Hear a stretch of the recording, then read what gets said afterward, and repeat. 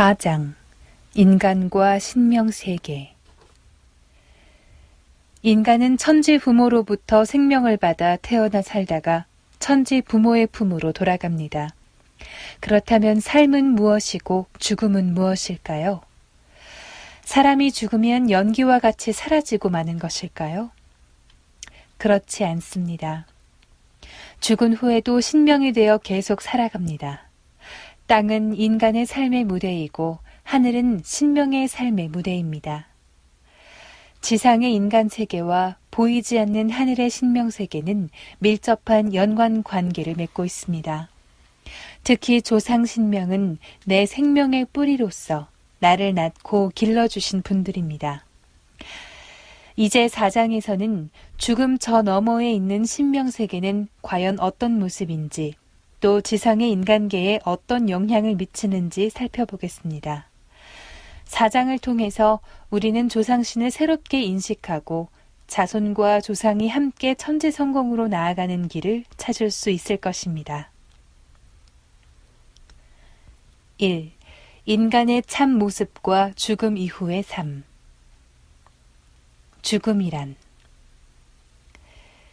2009년 초여름, 노무현 전 대통령의 갑작스러운 죽음은 대한민국 국민들에게 엄청난 충격을 안겨주었습니다. 사랑하는 사람의 죽음은 그 원인이 어디에 있든지 간에 남은 가족들에게 많은 아쉬움과 슬픔을 남깁니다. 죽음, 그것은 과연 무엇일까요? 죽음이란 지상에서의 삶을 마감하는 인생에서 단 한 번뿐인 사건으로 생명 활동이 정지되어 다시 원상태로 돌아오지 못하는 생의 종말을 뜻합니다. 그런데 상제님께서는 사람이 죽는다고 아주 죽는 것이 아니라 하셨습니다. 죽음은 육신이라는 껍데기를 벗는 것일 뿐이라는 말입니다. 죽으면 아주 죽느냐? 매미가 허물 벗듯이 옷 벗어 놓는 이친이라. 도전 시편 36장 2절. 사람이 죽으면 그냥 없어지는 게 아닙니다. 사람에게는 육체라는 겉사람만이 아니라 그 안에 속사람이 있기 때문입니다. 그 속사람을 혼과 넋이라고 합니다. 사람에게는 혼과 넋이 있어 혼은 하늘에 올라가 신이 되어 제사를 받다가 4대가 지나면 영도 되고 혹 선도 되며 넋은 땅으로 돌아가 4대가 지나면 귀가 되느니라. 도전 2편 118장 2절에서 4절. 혼과 넋은 우리 몸속에 있는 영체의 음양적인 두 요소입니다. 혼은 하늘 기운을 받아 생겨나고 넋은 땅의 기운을 받아 생겨난 것으로 이 둘은 다 무형입니다. 사람이 죽어 숨이 떨어질 때 따뜻한 기운이 빠져서 하늘로 올라가는데 그것이 혼입니다. 의학 박사 맥도걸은 실험 결과 사람이 숨을 거둘 때 수분과 공기의 무게를 제외하고도 살아있을 때보다 체중이 21g가량 줄어드는데 이것이 영혼의 무게다라고 주장을 하였습니다. 이것은 사람이 죽으면서 영적 요소가 빠져나갔음을 말해줍니다. 이 혼백의 세계에 대해 상제님께서 어린 호연에게 해주신 말씀이 있습니다. 하루는 비가 내리니 한 성도가 약방 사랑에서 비를 구경하다 잠이 들거늘 상제님께서 호연에게 가만히 오라는 손짓을 하심으로 호연이 다가가니 가만 앉아봐라. 저것 봐라 저것. 저 사람 콧구멍에서 나오는 것 좀 봐라.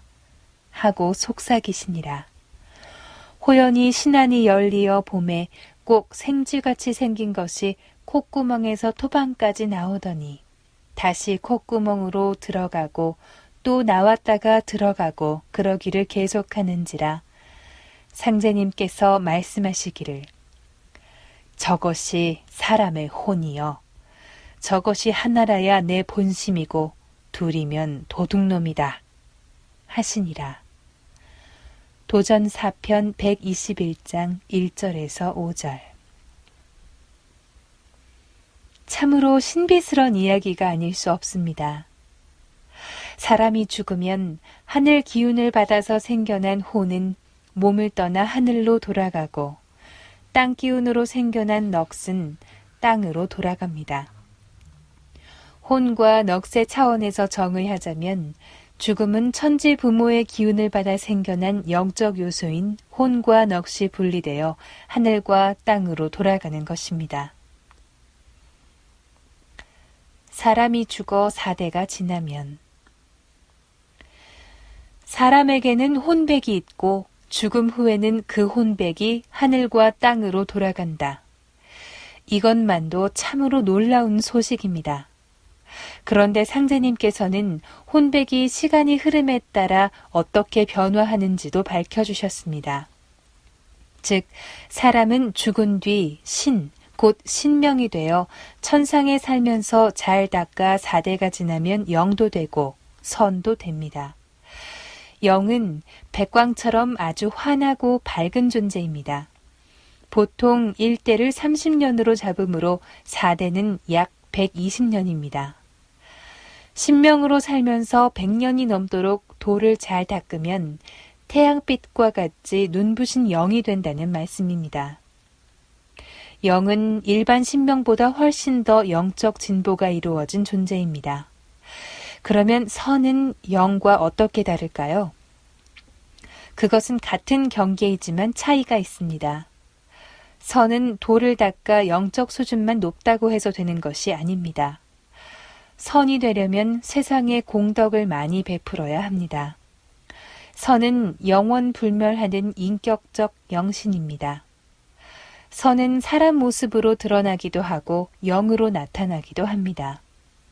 땅속으로도 가고 물속으로 들어가기도 하고 자유자재로 생각대로 움직입니다. 나는 이 머리카락 하나만 있어도 거기 붙어서 나오느니라 하신 상제님의 말씀이 선의 세계에 대해 다 하신 말씀입니다. 땅으로 돌아간 넋은 죽은 육신과 함께 땅속에 머무르다가 4대라는 시간이 흐르면서 귀로 변모됩니다. 이 귀는 천상의 신과 결합하여 사후의 생명체라 불리는 귀신으로 거듭나기도 합니다. 오늘날 사람들이 서구 유일신 문화의 영향으로 말미암아 귀신을 저급한 신으로 취급하지만 귀신은 본래 그 본질이 천지에서 형상을 갖고 나온 천지의 성령입니다. 그래서 천지의 자녀인 인간 마음에 따라 감응을 합니다. 귀신이 때로 살아있는 사람의 화복에 지대한 영향을 미칠 수 있는 것도 그 때문입니다. 밝게 빛나는 영적 존재, 신명. 사람이 죽으면 하늘로 올라가 신명이 됩니다. 이러한 신명은 개별적인 인격신입니다.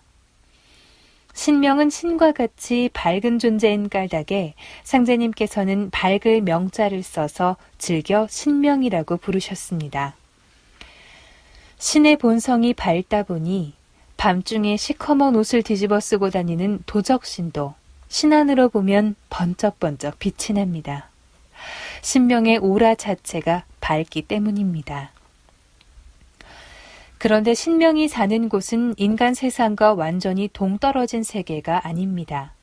인간계와 신명계는 동전의 앞면과 뒷면처럼 음양짝으로 존재합니다. 인간계는 육신의 눈에 보이는 세계이고 신명계는 영적인 눈으로 볼 수 있는 세계입니다.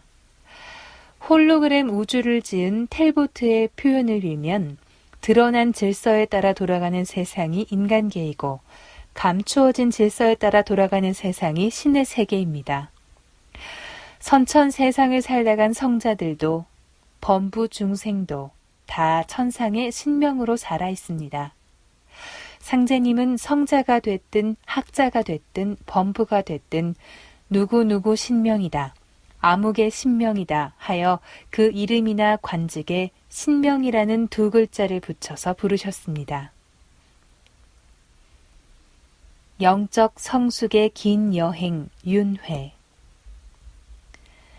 사람이 죽으면 천상에서 신명으로 태어나고 신명이 천상을 떠나 인간 세상으로 내려오면 사람으로 태어나는 것입니다. 생유어사하고 사유어생하니라. 삶은 죽음으로부터 말미암고 죽음은 삶으로부터 말미암느니라. 도전 4편 117장 13절. 생장염장이라는 우주변화의 법칙에 따라 우주의 봄철이 되면 천지부모가 인간을 낳습니다. 이때 처음 태어난 인간은 죽어서 신명으로 올라갔다가 다시 인간으로 태어나기를 반복합니다. 천상과 지상을 오가면서 윤회를 거듭하는 것입니다. 그럼 인간은 윤회를 영원히 계속하는 것일까요? 어떤 사람들은 인간이 업을 닦지 못하면 영원히 윤회한다고 가르치기도 합니다. 그러나 그것은 잘못된 생각입니다. 우주론에 어두워서 우주에 봄, 여름, 가을, 겨울이 있다는 것도 모르고 우주 1년이 12만 9,600년마다 바뀐다는 것을 모르기 때문에 그렇게 가르치는 것입니다. 우주 1년 변화로 볼 때 윤회는 영원히 계속되는 것이 아닙니다. 윤회는 우주의 여름철까지 진행되다가 가을이 되면 끊어집니다.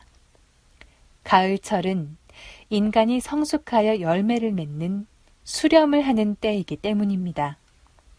따라서 여기서 말씀하시는 인간의 윤회란 봄, 여름철 동안 천상과 지상을 오가면서 거치는 영적 진화와 성숙의 과정인 것입니다.